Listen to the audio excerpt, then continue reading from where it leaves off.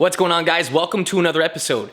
In today's video, we're going to be working on this Porsche. This is a 2008 Porsche Cayman S. It's got 30-something thousand kilometers on it. It's black, it looks awesome, it's in great condition, but it needs a detail. Now that it's starting to become like the nicer months outside, summer's finally here, but what that means is that the nice cars are going to be coming out. So we've got a Cayman S, I've got to detail this thing completely. So the paint doesn't look to be too bad. There are some scratches here and there. It does need a little bit of love, and that's what I'm going to be doing today. Now, a car like this isn't going to be getting the same kind of detail as like the Audi, for instance. The Audi that I just picked up has been completely neglected, both inside and out, so it definitely needs some work. But it's not, how do I say this? That does need a lot of work, but so does this at the same time. The kind of work that I'll be performing to this Porsche is going to be slightly different than that. What I'm going to be doing here is I'm going to be taking it easy. I'm not going to be going fast. I'm not rushing it. And I'm going to be doing a lot of paint correction with this Porsche. So it not only looks good right now, don't get me wrong, it looks great, but it could look a lot better. So there's bugs on it. It's been stored over the entire winter. So I mean, it does have a little bit of dust. The wheels need to be cleaned, and I'm going to be going through all of that. So for instance, if you go inside this Porsche, it's quite nice. It's a little dirty, it needs a vacuum, but it doesn't quite need the same kind of attention that the Audi needs. So you can see these seats are super nice, super bolstered. You can see it needs a slight vacuum, but I mean nothing much more than that. It needs a slight, basically once over for the entire interior. So step one for this kind of detail is I'm going to clean the entire car. But I'm not just going to go ahead and start with the vehicle first, I'm going to start with the dirtiest parts of the car. So that means wheels. The wheels are going to be getting a detail before I go ahead and clean the entire thing. Now, the reason why I'm doing that is because if I go ahead and clean the wheels first, I'm not going to have to worry about anything else down here. So any runoff that comes off of the paint, if it lands on here, it's not a big deal because this is clean. I can rinse this off and be done with it. If I go the other way around, I'm going to have to clean the car, and I have to keep this looking nice, because afterwards, if I go ahead and clean the wheels, any dirt or any kind of chemical that I use to spray down these wheels to clean them, that could in theory get on the paint, and then I'd have to wash this again. So that's why I'm going to be going with the dirtiest part first, and then working my way to the clean parts. So I'm going to be focusing on cleaning up this wheel here specifically. So I'm going to first start off by using this product right here from Meguiar's. It's an ultimate all-wheel cleaner. It does a really good job, and it works really easily too. So I'm going to be using this product here, and I'm also going to be using a Meguiar's all-purpose cleaner. Now this here is diluted 10:1, and I'm going to be using this to spray on the outside perimeter of the tire along with the entire wheel well area. So I'm first going to start off by grabbing my hose and just rinsing this down. So this way, everything in here is just going to be slightly loose, and it's going to want to come off a little bit easier. If we have anything that's on there, it's just going to want to fall off.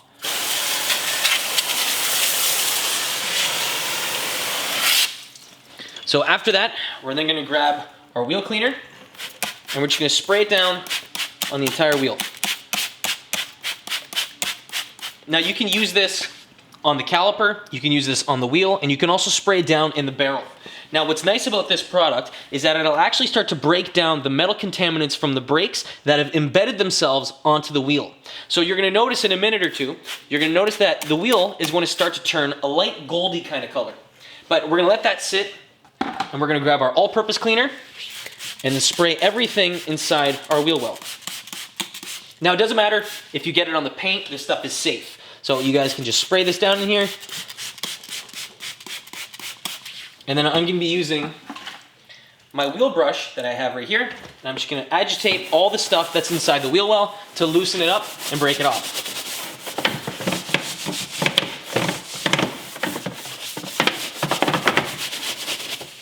Now I'm also going to be using the same product on the tire. I'm going to spray a little bit of this product too inside a detailing brush, and I'm just going to scrub off any of the dirt that we've got on the perimeter of the tire. Now I'm going to get the camera and bring it in, and I'm going to show you what this wheel cleaner is doing to the metal contaminants on the wheel. So I'm going to try and get a close-up. Now these wheels aren't too bad, but you can start to see that we've got a little bit of purple happening on each one of the spokes. So all of that, all this stuff that you see in here is contaminants from the wheel all around the outside. So all this is going to be found on the lip, on the spokes, on the barrel, and you can see that it's all coming from the brake rotor. So when you spray this on the brake rotor, it's going to give it a weird little look to it, but you can rinse this off, and as soon as you apply the brakes for the first time after you've detailed the car, it's going to be perfectly safe, and it's going to rinse and dry right off. Now, you don't need to go ahead and agitate all this stuff that's on there, but it's not a half bad idea to do that. So I'm going to grab my wheel cleaner, spray it into my brush, and I'm gonna hit all these surface or flat areas of the wheel. So the entire rim, the face of it, along with the areas for the lug nuts. And if you can, you're also gonna wanna agitate and clean up all the crap that's on the brake caliper itself. So this way, when the car's clean and we start driving, we're gonna see that nice bright red brake caliper pop behind the wheel. Now last but not least, I'm gonna grab that same brush I was using before, spray some of the brake cleaner on it, the wheel cleaner, and I'm gonna be using this brush here to get inside each one of these spokes so I can clean up the barrel. Now this here is gonna do a lot of work, and this is gonna clean up all the stuff that we can't reach with that little brush.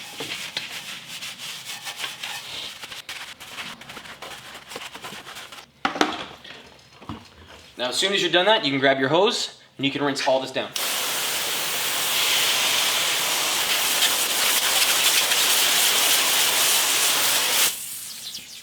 So after our first pass and cleaning up this wheel, you can see how nice this all looks.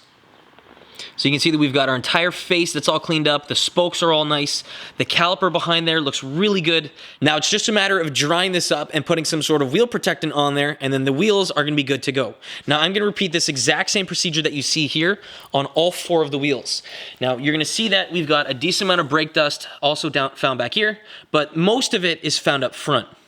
So the front is usually going to require more work and more loving than the rear, only because this is where most of the braking happens. So because all the weight of the vehicle is transferred to the front of the vehicle, when you're braking, this is where you're going to see most of the brake dust happen. This is where you're going to see most of the grime happening on the wheel. So don't be scared to hit this once or even twice if you have to get the wheels looking amazing.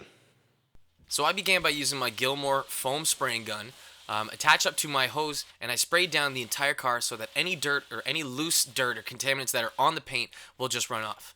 After it's sprayed down, you're going to want to grab your wash mitt, whichever kind of wash mitt you like, and you're going to use the foam gun. You're going to spray down the soap in front of the wash mitt. What you're trying to do is you're going to lead the wash mitt into the soap, so that there's always going to be some form of lubrication on the mat. By doing it this way, we're going to be able to safely clean off the entire paint without causing any scratches. Doing the 2-bucket method also works too, but at the same time, if you use this method, you're not going to need 2 buckets, and your paint is going to look really good, especially over repeated washes. You might not notice this after the first time, but after the second and third time that you wash your car, you're going to realize that you're not introducing more swirls into the paint. Now, after you're done doing the entire car, rinse the entire thing down from top to bottom, and then we're going to get working on the paint. Okay, so after the entire exterior has been cleaned up, now it's time to working with the paint. So I've got a couple scratches that I need to fix up. So you can see that we've got some around there. We've got some on various parts on the car. Now I need to go ahead and refine down all those scratches, like little ones like that. And I want to make the paint look brilliant again. I want to give it that awesome shine. And because of that, it's going to take a little bit of time, but at the same time, I prepped it, everything is cleaned up, I went ahead and I clayed it. Now, I also went ahead off camera and detailed the inside. So the inside is now cleaned up, it's vacuumed, the seats are all cleaned up and leather conditioned. Same thing with the passenger side. I need to put the driver's side floor mat back in there. Now, what I found really cool is that these Porsches have a trunk in the rear and the front. So I cleaned up the front one, I cleaned up the rear one.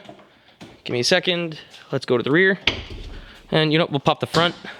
Let's go to the back and I'll show you guys what I've done for this. So this is all nice and clean, vacuumed, detailed. This was all very dusty and, well, it didn't really need that much work, but it looks great now. Now on top of that, we're gonna move to the front. I don't like that.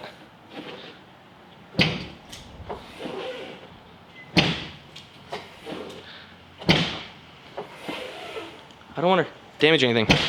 There we go. Okay, now moving to the front. Now because this Porsche, let me back this up. So this is a Porsche Cayman. Both the Cayman and the Boxster, both are mid-engine vehicles. So the engine is actually found behind the front seats. So up front here, I'll show you what we have. A whole bunch of empty space. So we've got a lot of space if you guys want to put any kind of cargo or whatever in there. If you go shopping, you can throw all your bags down in there. And you can see how deep this is. That goes all the way to the ground. So there you guys have it. There is this Porsche. Yeah, it's a really nice looking car, I gotta say. But after I'm done detailing this thing, I'll bring it outside and I'll show you how much better this paint looks now that it's clean. So what I like is that after you clean your car, if you bring it outside before you start doing any paint correction work to it, if you look at it in the reflection of the sun, you can start to see the imperfections or scratches or whatever you have on the surface of the paint. So if you go around, you can see the scratches that we have around the fender, you can see any imperfections that we have on the hood that need to be addressed, and any kind of imperfection you have, you'll be able to see. So I'm not sure if the camera's picking that up, but there's some holograms right there. So someone used the wrong kind of polishing tool in that section there, and there are some scratches that need to be removed. Now, it's not anything crazy, it's not anything super hefty, but it still is, there's still imperfections in the paint. So all this stuff I'm gonna have to remove. And when you bring it outside, you can see all of that because, see that right there? Because the sunlight is the best way to spot any of this stuff. Look at these scratches here. I'm gonna be removing all of this. So some of these heavier ones that you see, I'll probably need to use some sort of compound to remove, and then I'll follow all of the entire car up with polish. But it looks really damn nice, even the way it is now. It's crazy how much a difference just cleaning the car does.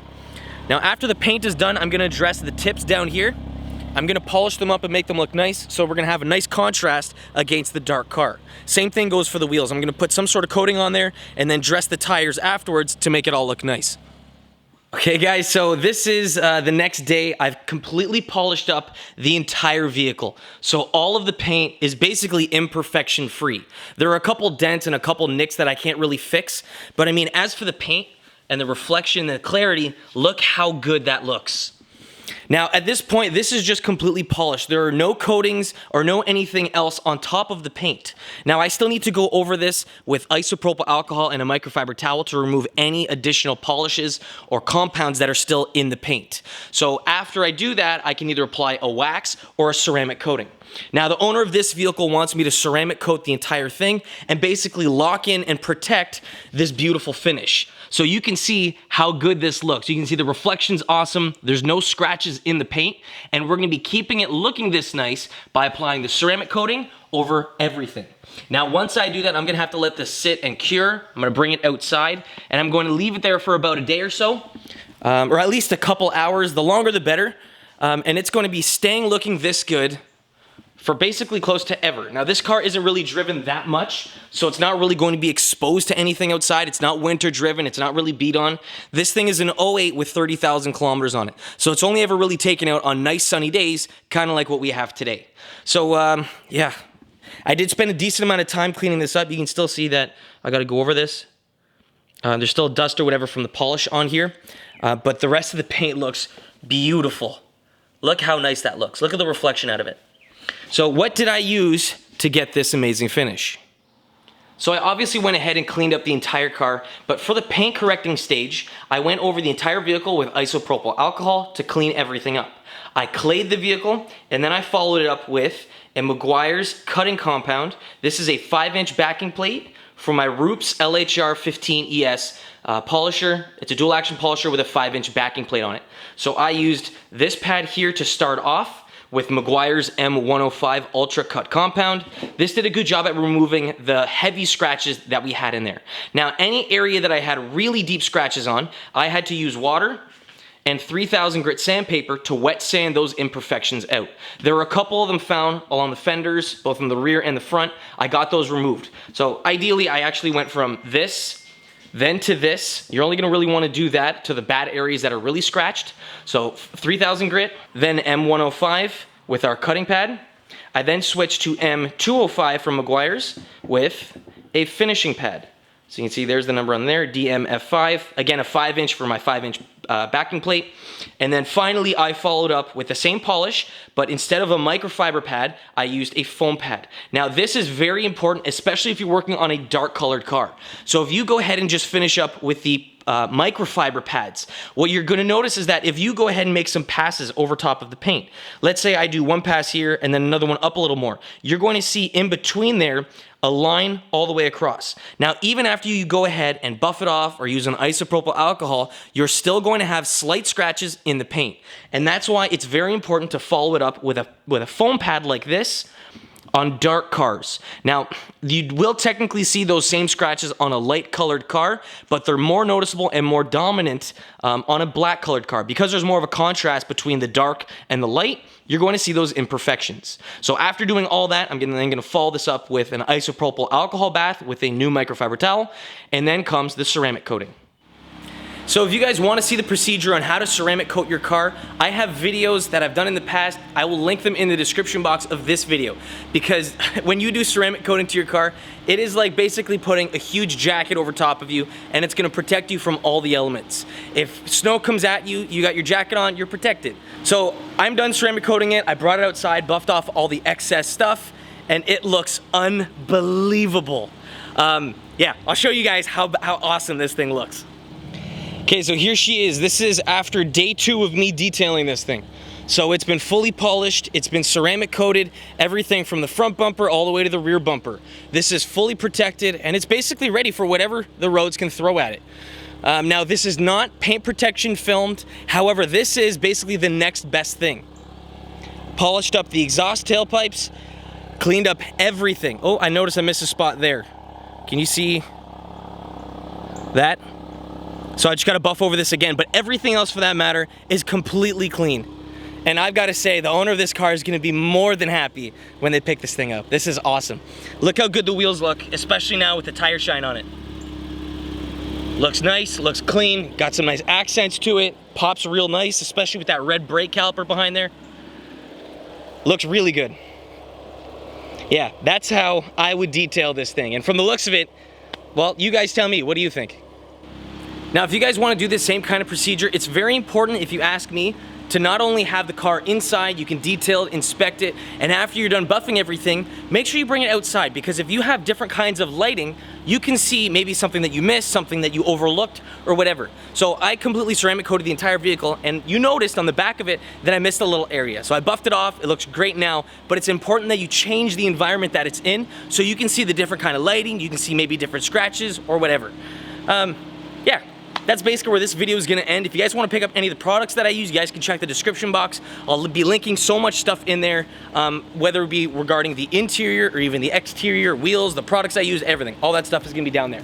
But anyways, guys, with that done, it now means I can start to work on my cars. So this is fun. I got 2 cars in the last week, and it's been a fun journey. Let's see what we can do.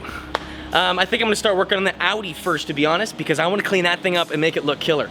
Now, the Porsche was clean. Well, clean.